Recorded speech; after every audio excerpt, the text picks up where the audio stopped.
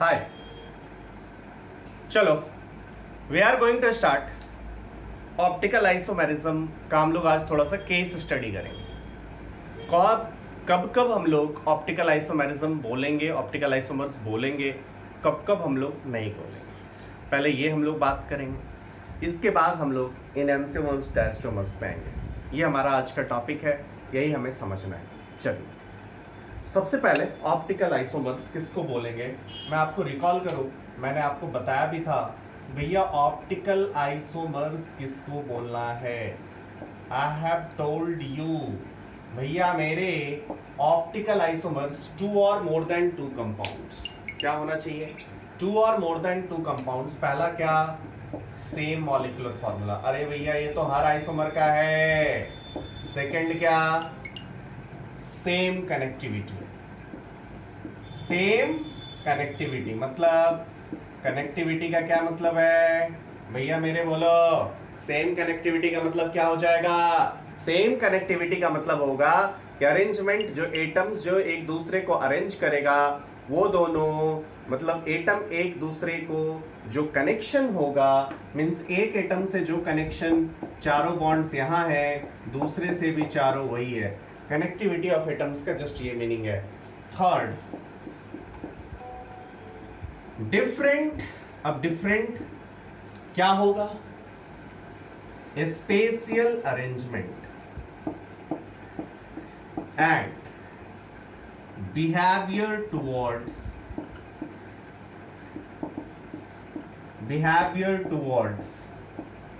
क्या होना चाहिए भाई, बिहेवियर टुवर्ड्स किसके, बोलो पीपीएल। आपको बताया गया था what is PPL, plane polarised light, कैसे बनाना है, क्या करना है, सब कुछ आपको डिटेल में समझाया गया था।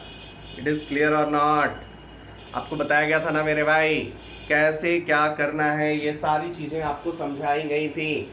चलिए, तो मतलब दो या दो से ज्यादा जिसका मॉलिक्यूलर फॉर्मूला सेम हो, कनेक्टिविटी सेम हो, अरेंजमेंट ऑफ एटम्स, या बोले ये भी कह सकते हैं कि दो ग्रुप के बीच का जो डिस्टेंस है ना, वो भी बहुत जगह आपको सिमिलर मिलेगा, ये भी कह सकते हैं। बट स्पेशियल अरेंजमेंट में जो डिफरेंस है, जैसे लेफ्ट हैंड का ग्लव्स एंड राइट हैंड का ग्लव्स, वो जो डिफरेंट स्पेशियल अरेंजमेंट है, उसके कारण बिहेवियर टुवर्ड्स पीपीएल भी डिफरेंट होता है मेरे भाई, तभी हम लोग ऑप्टिकल आइसोमर्स बोल पाएंगे। It should be clear to all of you. अब चलिए हम लोग बात करते हैं different behaviour towards plane polarised light का क्या मीनिंग है, जरा हम लोग देखते हैं। डिफरेंट बिहेवियर टुवर्ड्स पीपीएल कैसे आप बोल रहे हो, क्यों बोल रहे हो, और इसका क्या मीनिंग है, इसको हम लोग थोड़ा सा डिटेल्ड वे में देखते हैं। थोड़ा केस स्टडी करते हैं कि कब बोलेंगे कब नहीं बोलेंगे। I am taking two compounds, ये हमारे पास है, ये भी है, इसका ए है, ये बी। ए और बी का क्या है, मॉलिक्यूलर फॉर्मूला से,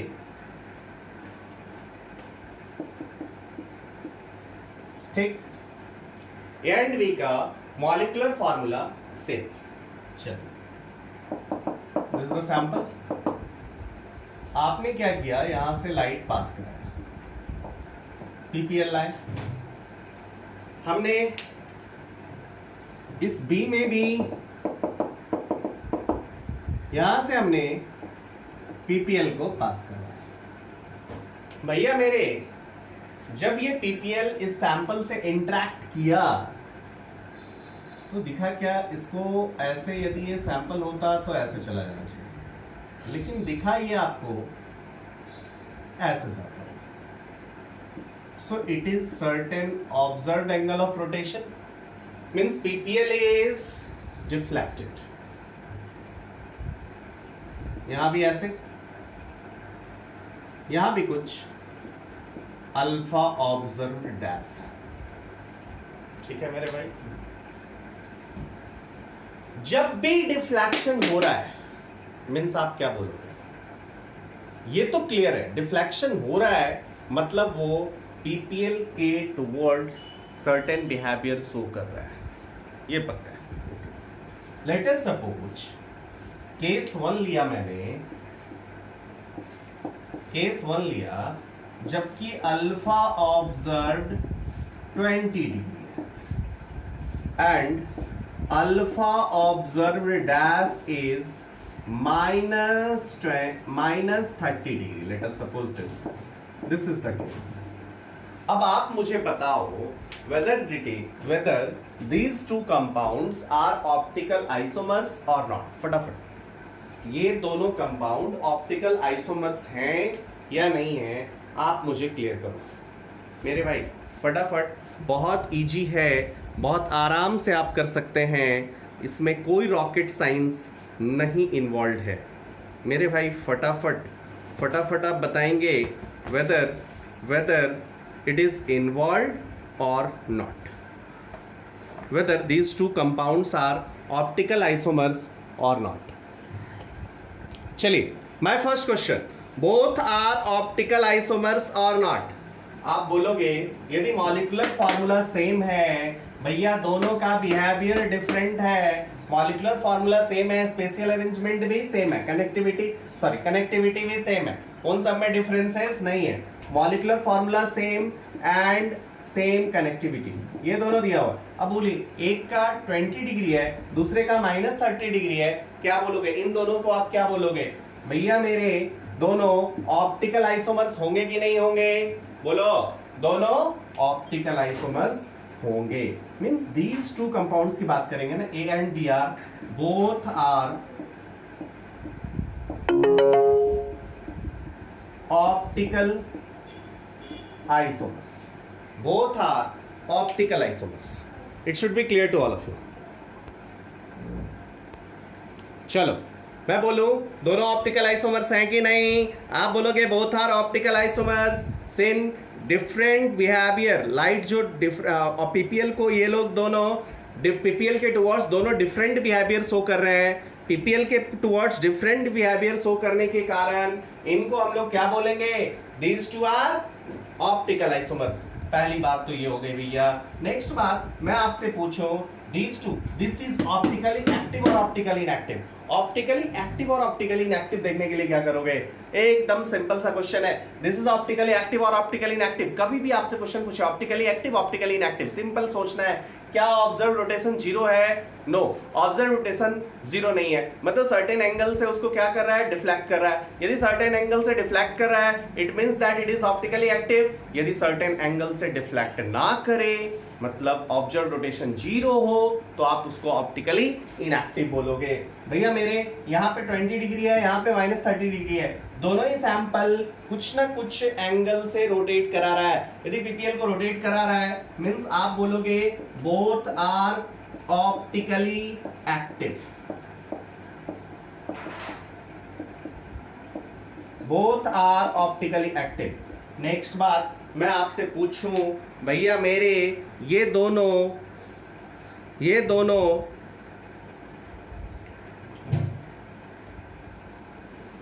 मैं आपसे पूछूं these two are whether these two are showing optical isomerism or not. फटाफट, whether these two are showing optical isomerism or not. यदि ये दोनों ऑप्टिकली एक्टिव है बट दोनों ऑप्टिकल आइसोमेरिज्म शो कर रहे हैं कि नहीं? Yes, these two are showing, both are showing optical isomerism. चलो इस बात को समझते हैं, पहले लिख लीजिएगा, both are showing optical isomerism. चलिए जरा इस बात को समझते हैं.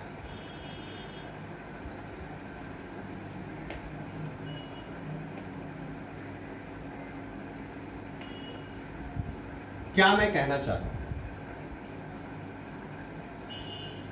आपके पास ढेर सारे सैंपल्स हैं. Let us suppose you have many samples. पहला सैंपल लिया,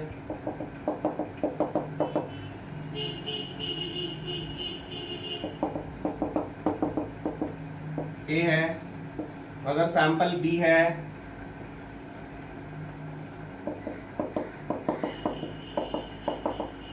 अनदर सैंपल सी है, अनदर सैंपल डी ले लिया. ठीक, इसका ऑब्जर्व रोटेशन कुछ सर्टेन लेटर सपोज 60 डिग्री आ रहा है. आप इसको समझने के लिए ना डिग्री को आप मार्क से समझो। 4 स्टूडेंट है A B C and D, 4 students are there. First student is getting 60 plus 60 marks, next student is getting minus 30 marks, next student is getting 0 marks and next student is also getting 0 marks. अब आप बोलोगे plus 60 यदि बोला है मतलब ये तो confirm है। आपसे मैं एक सिंपल क्वेश्चन पूछूं, इसमें से कितने लोग हैं जिन्होंने एग्जाम दिया? वो आप कंफर्मली कह सकते हो कि इन लोगों ने एग्जाम दिया। ये 4 लोग हैं, इनका मार्क्स है, आपने मार्क्स देखा, आपके दिमाग में क्या क्वेश्चन आएगा? जो प्लस 60 मार्क्स लाया है ऑब्वियसली उसने एग्जाम दिया है ना। अरे यार मुन्ना भाई नहीं है, उसने एग्जाम दिया है तभी प्लस 60 आया है, पक्का ना? मुन्ना भाई का कोई केस नहीं। सो उसको मार्क्स यदि 60 आ रहा है देन सर्टेनली वो स्टूडेंट ने एग्जाम दिया है।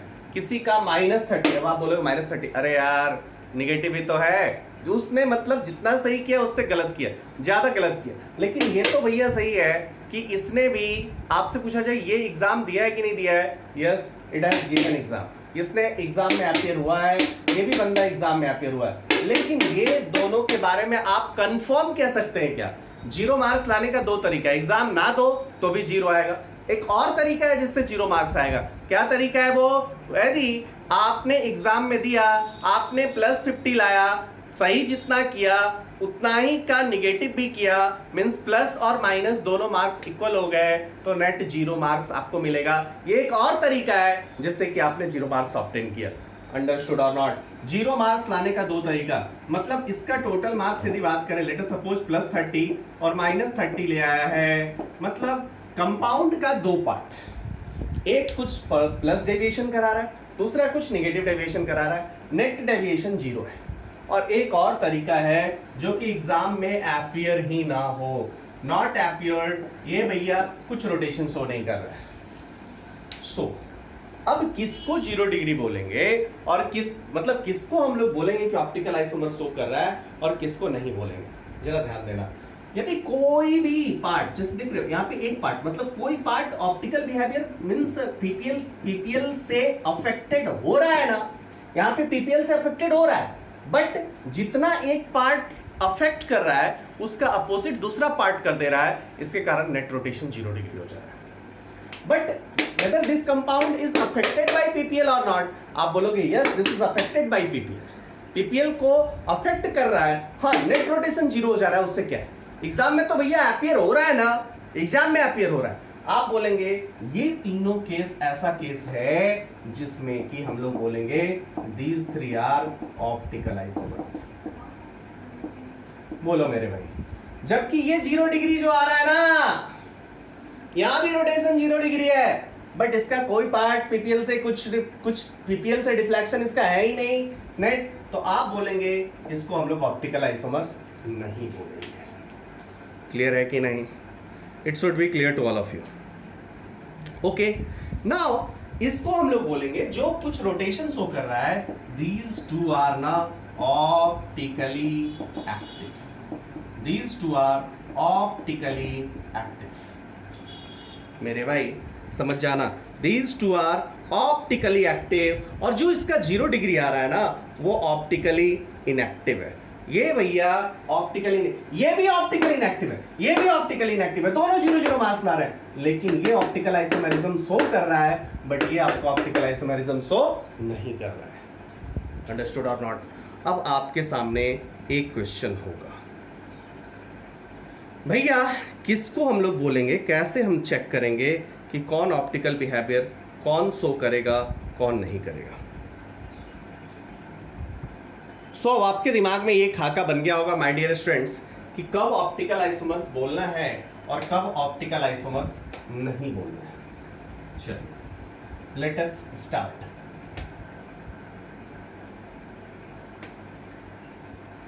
केस स्टडी, जो पहला केस हमने कहा वो आपको समझ में आ गया था। नाउ केस 2 की बात करें। केस 2 की बात करें, केस 2 लिया माय डियर स्टूडेंट्स, जिसमें कि ये सैंपल है, अनदर सैंपल है, इसका अल्फा ऑब्जर्व 60 डिग्री लिया एंड इसका अल्फा ऑब्जर्व -60 डिग्री लिया। लेट अस सपोज ये दो है, एक का अल्फा ऑब्जर्व 60 डिग्री है, दूसरे का -60 डिग्री है। आप इसके बारे में क्या बोलोगे, आप क्या समझते हो? मुझे ये समझ में आ रहा है बोथ, पहले चले, दोनों ऑप्टिकल आइसोमेरिज्म शो कर रहा है कि नहीं? बोलो, ऑप्टिकल आइसोमेरिज्म शो कर रहा है कि नहीं कर रहा है? अरे भैया पीपीएल रोटेट कर रहा है तो खत्म है, सोचना ही नहीं है, फिर तो ऑप्टिकल आइसोमेरिज्म शो कर ही रहा है। बोथ आर ऑप्टिकल आइसोमर्स है कि नहीं? यस, यदि सेम मॉलिक्यूलर फॉर्मूला है तो भैया ये दोनों डिफरेंट एंगल कर रहा है, सो ऑप्टिकल आइसोमर्स तो है ही। नेक्स्ट बात करें, बोथ आर ऑप्टिकली एक्टिव और ऑप्टिकली इनएक्टिव। आप बोलोगे बिल्कुल, बोथ आर, बोथ का रोटेशन कुछ ना कुछ है, so both are optically active. Clear है यहाँ तक? Both are optically active. अच्छा, equal and opposite angle of rotation है, same molecular formula, connectivity same है, मतलब ये भी बोल सकते होगे कि both are mirror image of each other. Both mirror image compounds हैं, ये दोनों एक दूसरे के मिरर इमेज हैं, इसीलिए भैया दोनों का ऑब्जर्व्ड एंगल ऑफ रोटेशन, एक का 60 डिग्री आया है, देन दूसरे का -60 डिग्री आया है। It should be clear to all of you, it should be clear to all of you. समझ में आ गया मेरे भाई? थर्ड केस की अब हम लोग स्टडी करते हैं। थर्ड केस में क्या किया ना कि एक का 60 डिग्री लिया। केस 3 ऐसा आ रहा है, मान लो कि एक का 60 डिग्री है और दूसरे का 0 डिग्री है। चलो, it should be clear to all. एक का 60 डिग्री, दूसरे का 0 डिग्री। अब आप क्या बोलेंगे? मुझे बहुत अच्छे से दिख रहा है, जिसका 60 डिग्री है और ये 0 डिग्री जो है ना, ऐसा सोचो ये थीटा और माइनस थीटा के कारण है, ठीक? मतलब एक रोटेशन है, दूसरा रोटेशन, मतलब ऐसा कुछ लिखा हुआ है, या आप देख के का, हम लोग तो आगे कुछ तरीका डेवलप करेंगे जिससे देख के आप बता पाओगे कि हाँ ये 0 डिग्री आएगा, बट इस कारण से आएगा। चलिए, अभी हम लोग, आपको मैं जस्ट इंफॉर्मेशन दे रहा हूँ, ये थीटा और माइनस थीटा के कारण 0 डिग्री है। अब आपको बताना है both will show optical isomers और नॉट। ऑप्टिकल आइसोमर्स शो करेगा, ऑप्टिकल आइसोमेरिज्म शो करेगा कि नहीं? बोलो, ऑप्टिकल आइसोमेरिज्म शो करेगा। अरे वो इंटरेक्ट कर रहा है ना, थीटा माइनस थीटा इंटरेक्ट कर रहा है, तो ये भी ऑप्टिकल आइसोमेरिज्म शो कर रहा है, ये भी ऑप्टिकल आइसोमेरिज्म शो कर रहा है। वहां 0 डिग्री है, फिर भी ऑप्टिकल आइसोमेरिज्म शो कर रहा है। यस, वहां 0 डिग्री है बट फिर भी ऑप्टिकल आइसोमेरिज्म शो कर रहा है। क्यों? क्योंकि कंपाउंड का एक पार्ट थीटा तो दूसरा माइनस थीटा, नेट 0 आ रहा है, but it is interacting towards PPL. PPL को इंटरैक्ट कर रहा है मेरे भाई, पीपीएल को इंटरैक्ट नहीं कर रहा है, ऐसा केस नहीं है। Whether they are optical isomers और नॉट, ऑप्टिकल आइसोमर्स है कि नहीं? बोलो भैया, ऑप्टिकल आइसोमर्स है कि नहीं? अरे भैया ये भी पीपीएल को इंटरैक्ट कर रहा है, दोनों का कुछ डिफरेंट बिहेवियर भी है, so these two are optical isomers. भैया ये दोनों ऑप्टिकल आइसोमर्स भी होंगे। अच्छा एक बात बताओ, बोथ आर ऑप्टिकली एक्टिव या ऑप्टिकली इनएक्टिव? अरे भैया ये तो ऑप्टिकली एक्टिव है, सो आप बोलेंगे mister A is optically active, A is optically active, B is optically inactive. B is why B is optically inactive? My dear students, B ने कोई नेट एंगल ऑफ रोटेशन दिया क्या? No, B ने कोई net angle of rotation नहीं दिया, तो B optically inactive ही होगा ना? Yes, B is optically inactive. आगे बात करें माय डियर स्टूडेंट्स, आपको क्या लगता है हम लोग नेक्स्ट केस पे जाने को रेडी हैं? यस, अब नेक्स्ट केस में केस 4 ऐसा है भैया कि दोनों 0 डिग्री आ रहा है,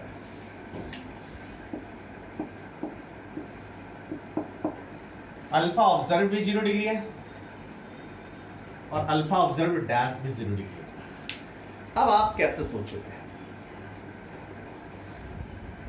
आप बोलेंगे इसका 2 केस हो सकता है। 2 केस क्या हो सकता है? केस 3A, इस केस में ये 0 डिग्री आए, but this 0 degree is due to भैया कि ये थीटा माइनस थीटा है और ये अल्फा माइनस अल्फा है। मतलब दोनों डिफरेंट एंगल, एक वाला जो है ना कैरल सेंटर वो दूसरे एंगल से रोटेट कर रहा है और यहाँ का जो कैरल सेंटर है वो दूसरे एंगल से रोटेट कर रहा है। ये अल्फा माइनस अल्फा ए कारण 0 आ रहा है, ये थीटा माइनस थीटा ए कारण 0 आ रहा है।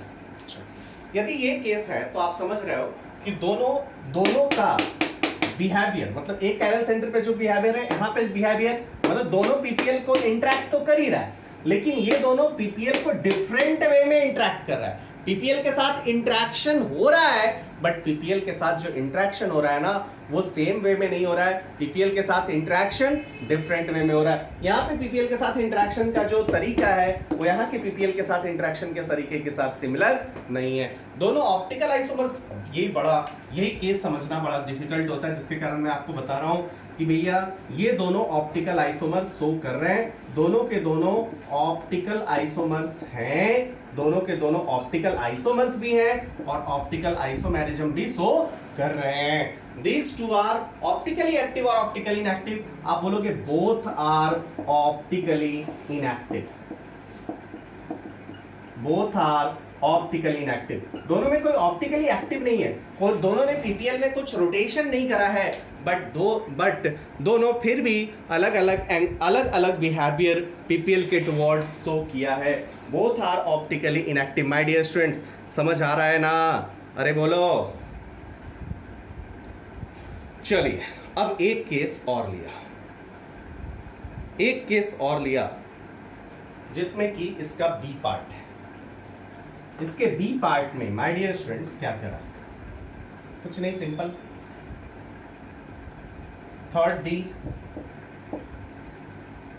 अल्फा ऑब्जर्व, यहां पे अल्फा माइनस अल्फा दिखा था, यहां भी ये अल्फा और माइनस अल्फा ही है, मतलब दोनों का सेम।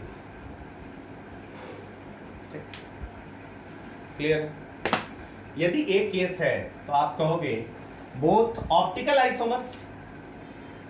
अरे इनफैक्ट यहाँ पे इस कैरल सेंटर पे जो यहाँ बिहेवियर उल्टा बिहेवियर, क्या बोलोगे? These two are optical isomers है कि नहीं? यस, ये दोनों ही ऑप्टिकल आइसोमर्स है। A and B are optical isomers, optically active या optically inactive. These two are optical isomers और नॉट? यस, दोनों ऑप्टिकल आइसोमर्स है, लेकिन इनफैक्ट दोनों का बिहेवियर भी सेम है। सो आप कहोगे A and B are same in fact. दोनों ऑप्टिकली, ए एंड बी अब सेम ही है, ऑप्टिकली एक्टिव है ऑप्टिकली इनएक्टिव है, you will say it is optically inactive, it is optically inactive. मेरे भाई समझ में आ गया होगा अब ये केस। ये चार केस हम लोगों ने लिया, हमने इन केसेस से आपको बताया कि कैसे कैसे हम लोग डील करते हैं, कब ऑप्टिकली एक्टिव कब ऑप्टिकली इनएक्टिव। चलिए now we are moving to next part, next topic. अब है कायरल कंपाउंड किसको बोलेंगे? मेरे भाई हेडिंग डालेंगे कायरल कंपाउंड।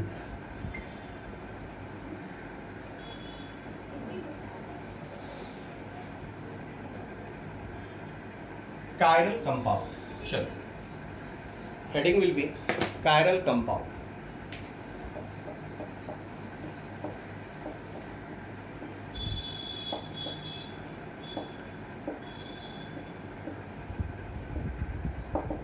चल लिखेंगे डेफिनेशन फटाफट। कायरल कंपाउंड किसको बोलेंगे?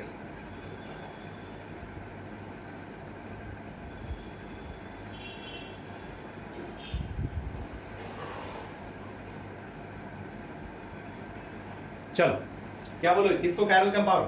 कायरल जैसे ही सुना कुछ लोग जिसमें कायरल सेंटर होगा उसको कायरल कंपाउंड। अरे भैया नो, कायरल कंपाउंड का कायरल सेंटर से कोई रिलेशन नहीं है। हम लोगों ने कायरल सेंटर पढ़ा था ना, लेकिन इसका इससे कोई रिलेशन नहीं है। एकदम क्लियर हो जाना, कायरल कंपाउंड का कायरल सेंटर से कोई रिलेशन नहीं है मेरे भाई। तो किससे रिलेशन है?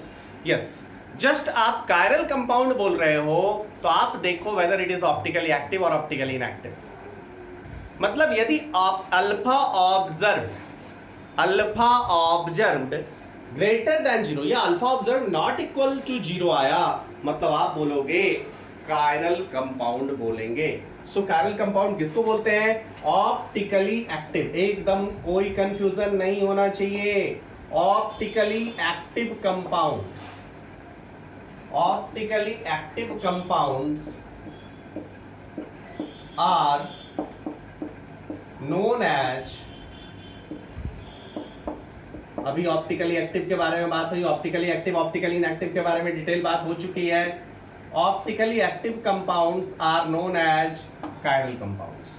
कायरल कंपाउंड किसको बोलेंगे? Chiral compound optically active compound को बोलेंगे। इसका कोई लेना देना है क्या? बिल्कुल नहीं। इसका कोई प्रीवियस केसेस से मतलब कायरल सेंटर से कोई लेना देना नहीं है मेरे भाई।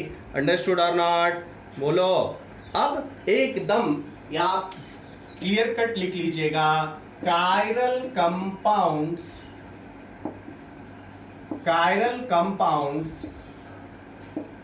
में और may not have chiral centre. भैया कायरल सेंटर हो भी सकता है, नहीं भी हो सकता है। कायरल कंपाउंड में कहीं कोई जरूरी नहीं कि कायरल सेंटर हो, ऐसा कोई जरूरी नहीं। अब आप बोलोगे तो कैसे पहचानेंगे? भैया पहचानने के लिए alpha observed not equal to 0 होना चाहिए, ये नेसेसरी कंडीशन है। और अल्फा ऑब्जर्व्ड नॉट 0 होने के लिए मैंने आपको पहले भी बताया क्या होना चाहिए। अल्फा ऑब्जर्व्ड नॉट इज 0 देखना है, प्लेन ऑफ सिमेट्री नहीं होना चाहिए, सेंटर ऑफ सिमेट्री नहीं होना चाहिए, अल्टरनेट एक्सिस ऑफ सिमेट्री नहीं होना चाहिए। ये तीनों नहीं होना चाहिए। ये तीनों नहीं होगा तो तभी जाके भैया कोई ऑप्टिकली इनएक्टिव होगा। सेंटर ऑफ सिमेट्री रहे, centre of symmetry just allowed है। सेंटर ऑफ सिमेट्री का प्रेजेंस और एब्सेंस ऑप्टिकल एक्टिविटी को कोई अफेक्ट नहीं करता है मेरे भाई। समझ में आई बात? क्लियर है? सो आप कहोगे कि भैया किसी भी कंपाउंड में प्लेन ऑफ सिमेट्री नहीं है, सेंटर ऑफ सिमेट्री नहीं है, अल्टरनेट एक्सिस ऑफ सिमेट्री नहीं है, तो उसका observed angle of rotation 0 degree नहीं होगा। और यदि ये 0 डिग्री नहीं होगा तो ये ऑप्टिकली एक्टिव होगा, और यदि ऑप्टिकली एक्टिव होगा तो इसको हम लोग कायरल कंपाउंड बोलेंगे। मतलब आज के बाद कोई बोलेगा वेदर इट इज कायरल और अकायरल, कायरल और अकायरल, आप बोलोगे इसका प्लेन ऑफ सिमेट्री देखिए, पीओएस, सीओएस, एओएस एब्सेंट, आप बोलोगे it is chiral. POS, COS, AOS, AOS, alternate axis of symmetry में से कोई भी एक प्रेजेंट हो गया, कोई भी एक, तीनों नहीं, कोई भी एक प्रेजेंट हो गया ना, प्लेन ऑफ सिमेट्री प्रेजेंट, दूसरा हो या नहीं हो नहीं चेक करना, एक भी सिमेट्री एलिमेंट्स मिल गया तो कायरल नहीं अकायरल होगा। माय डियर स्टूडेंट, समझ में आया या नहीं? एकदम क्लियर होना चाहिए। इन सब पॉइंट्स पे कोई भी कंफ्यूजन आपको बर्बाद करेगा, आपके क्वेश्चन से आपको दूर करेगा। Plane of symmetry, centre of symmetry, alternate axis of symmetry तीनों एब्सेंट होना चाहिए। कोई एक एब्सेंट हो गया तो खत्म हो गया ना इसका कंडीशन, तो कायरल या अकायरल? वो अकायरल हो जाएगा। अरे भैया समझ लो ना, कायरल कंपाउंड जो है, जो कायरल कंपाउंड आपको दिखाई दे रहा है उसको हम लोग और भी टर्म्स में यूज करते हैं, और भी टर्म्स यूज करते हैं इसके लिए। बोलो, हम लोग बोलेंगे नेक्स्ट पॉइंट बोलेंगे, these compounds are also known as non super impossible. एक दूसरे को, ये और इसके मिरर इमेज को, सुपर इम्पॉसिबल और नॉन सुपर इम्पॉसिबल का कहानी आपको समझाया था ना। जब आप इसके मिरर इमेज को पूरा का पूरा सुपर इम्पोज करो तो उसको हम लोग बोलेंगे सुपर इम्पोजिबल। तो कायरल कंपाउंड्स यूज करें, नॉन सुपर इम्पोजिबल यूज करें, ये सब वर्ड का कोई एकदम सेम मीनिंग है। Non superimposable mirror images, ठीक, non super impossible mirror images, बस जहां भी कायरल वो non super impossible mirror images होगा। अंडरस्टूड और नॉट? इस एक वर्ड और यूज होता है रिजॉल्वेबल। मतलब क्या है? ये और इसका मिरर इमेज अलग है। रिजॉल्वेबल भी वर्ड यूज होता है। Both are resolvable compound. Resolvable compound देखना है, बोथ आर रिजॉल्वेबल और नॉट, आप कहोगे कायरल कंपाउंड देख लो। यदि कायरल कंपाउंड एक मतलब कायरल कंपाउंड्स है तो आप बोलोगे बोथ आर रिजॉल्वेबल। अंडरस्टूड और not? It should be clear to all of you, it should be clear to all of you. अब चलिए इसी का उल्टा अकायरल कंपाउंड किसको बोलेंगे? सारा उल्टा कर दो।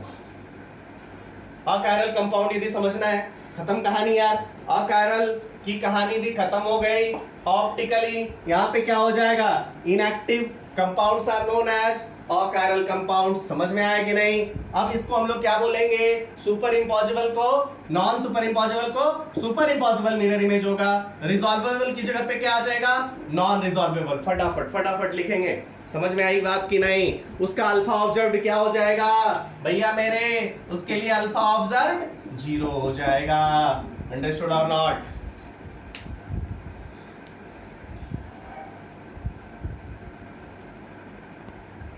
चलिए, आपको यहां तक समझ में आ गया।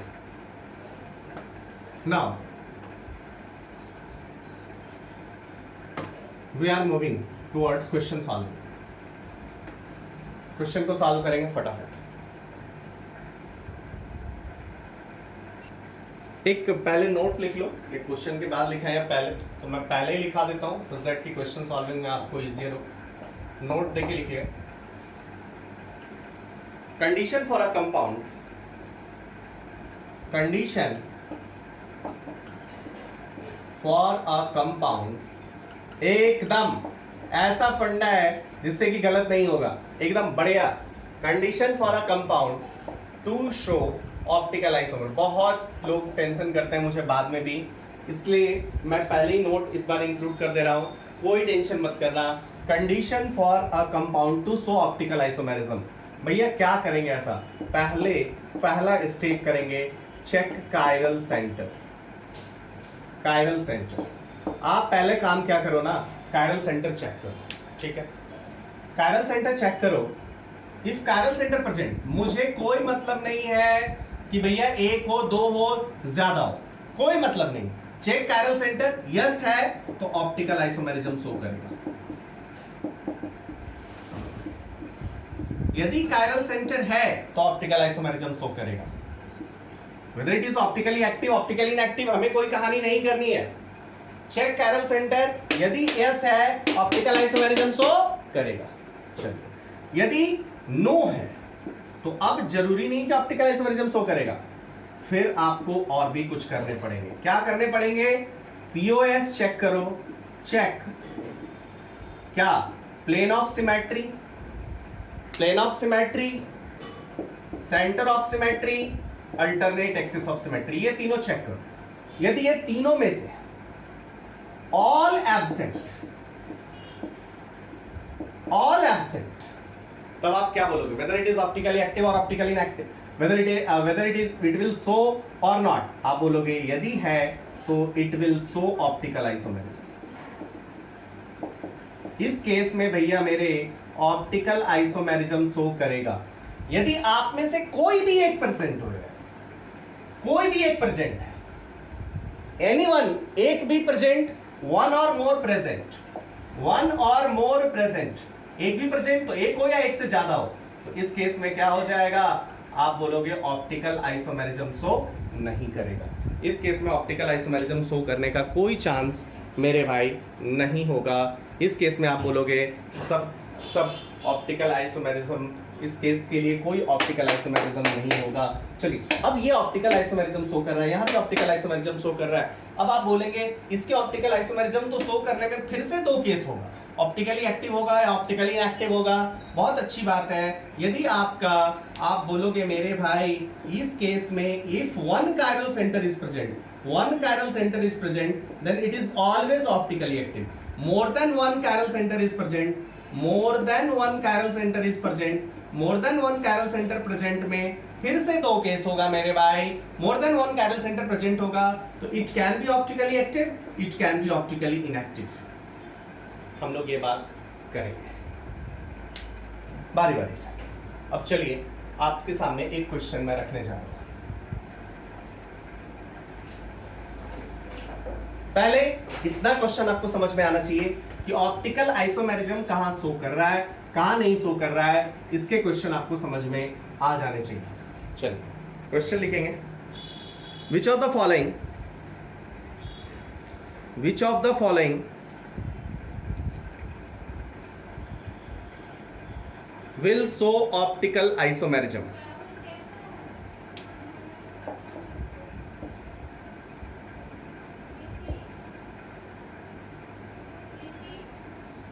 Which of the following will show optical isomerism?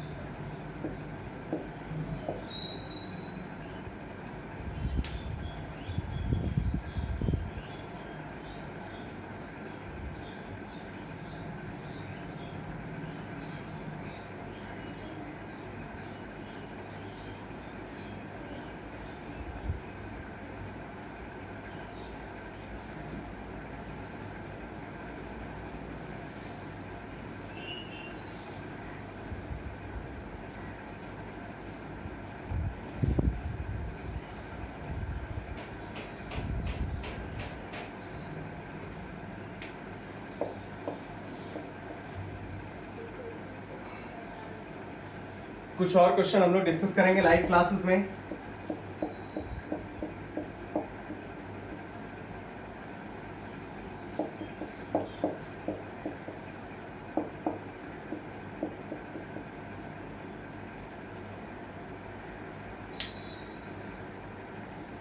चलिए फटाफट हम लोग करेंगे क्वेश्चंस का डिस्कशन, हम लोग लाइव क्लासेस में करेंगे। जो लोग वीडियो देख रहे हैं केवल वो लोग इसका रिस्पॉन्स कर देंगे। I will give you answers.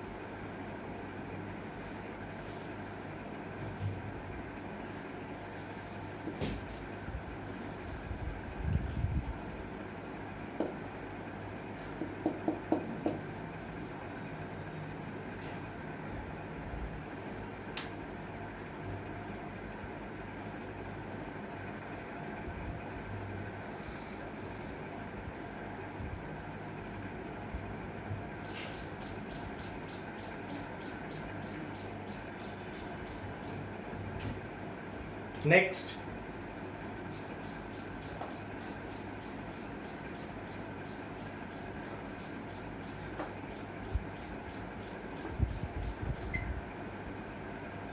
हमें एक चार्ट बनाना है पूरा।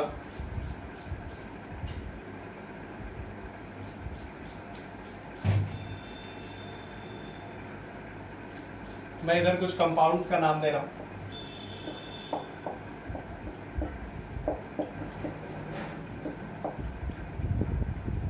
ठीक है, लेफ्ट में कंपाउंड्स रहेंगे, ये थोड़ा बड़ा रखिएगा, ये वाला कॉलम थोड़ा बड़ा रखेंगे। उसके बाद रहेगा पहला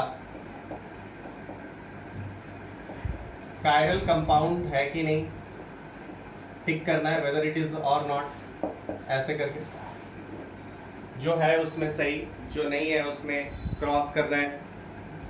नेक्स्ट ऑप्टिकली एक्टिव या ऑप्टिकली इनएक्टिव, ऑप्टिकली एक्टिव।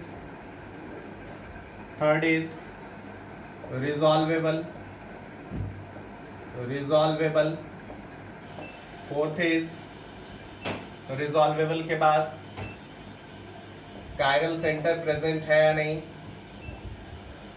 ये आपको बताना है। इस सब में आपको लिखना है। एक और super impossible non super impossible का भी बना ही लो। सुपर इम्पॉसिबल, चलिए ये पूरा कॉलम कंप्लीट करना है। जैसे इसकी बात करें हम लोग फर्स्ट की, वेयर इट इज कायरल और नॉट, बोलोगे वन कायरल सेंटर है, बोलो कायरल होगा या नहीं होगा? Yes, plane of symmetry, just ये क्वेश्चन वही हो गया ना, हमने इसीलिए तो इतना पढ़ा था यार। Plane of symmetry, centre of symmetry, alternate axis of symmetry, POS COS AOS देखो, एओएस पीओएस सीओएस देखो, कोई एक प्रेजेंट तो भैया बात खत्म, अकायरल कंपाउंड होगा। ये कायरल कंपाउंड है, ऑप्टिकली एक्टिव है, ऑप्टिकली इनएक्टिव, बस ऑप्टिकली एक्टिव है। रिजॉल्वेबल है कि नहीं? यस रिजॉल्वेबल है। कायरल सेंटर प्रेजेंट है क्या? Yes, one chiral centre is present. Super impossible है क्या? नो, नॉन सुपर इम्पॉसिबल है।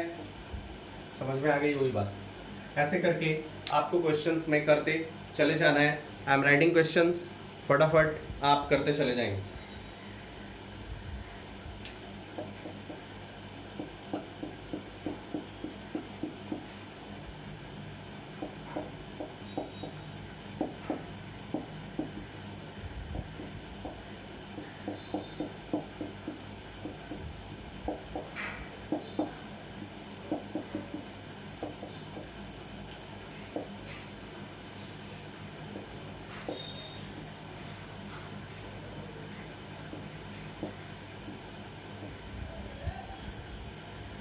फोर्थ, फिफ्थ,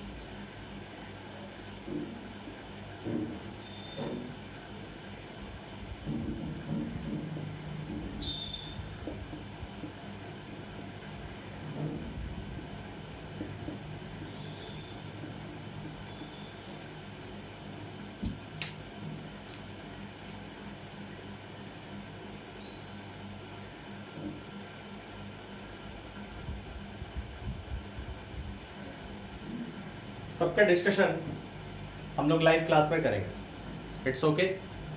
चलो, सो आवर नेक्स्ट टॉपिक इनएंसियोमर्स होगा। इनएंसियोमर्स भी हम देखेंगे। Thank you for watching this series. आप इसके आंसर्स हमें भेज देंगे, इसके सारे आंसर्स करके हमें सेंड कर देंगे।